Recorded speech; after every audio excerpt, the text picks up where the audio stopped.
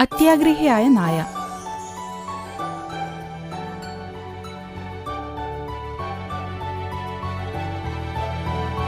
ഒരിക്കൽ മാക്സ് എന്ന ഒരു നായ താമസിച്ചിരുന്നു.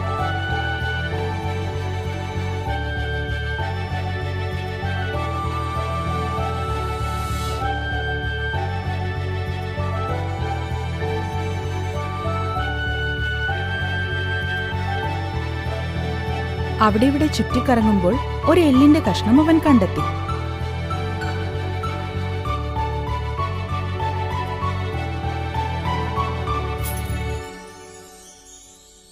അവൻ അടുത്ത ആരെങ്കിലും ഉണ്ടോ എന്ന് ചുറ്റുപാടും നോക്കി. അതിനാൽ അവൻ പെട്ടെന്ന് എല്ലെടുത്ത് ആരെങ്കിലും കാണുന്നതിന് മുമ്പായി ഓടിപ്പോയി.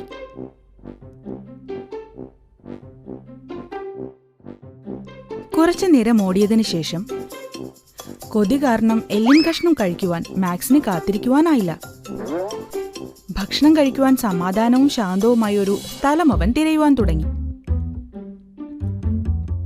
താമസിയാതെ മാക്സ് ഒരു തടി കൊണ്ടുള്ള ഒരു പാലത്തിലൂടെ നടന്നു പോകുവാൻ തുടങ്ങി.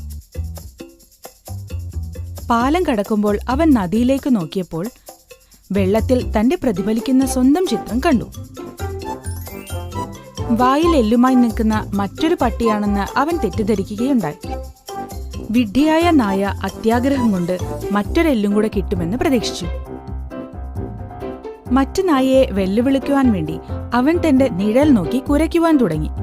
എന്നാൽ കുരയ്ക്കുവാൻ വായ തുറന്നയുടനെ വായിലെ എല്ല് നദിയിലേക്ക് വീണു. മണ്ടനായ മാക്സ് തന്റെ മണ്ടത്തരം കാരണം വളരെയധികം വിഷമിച്ചു.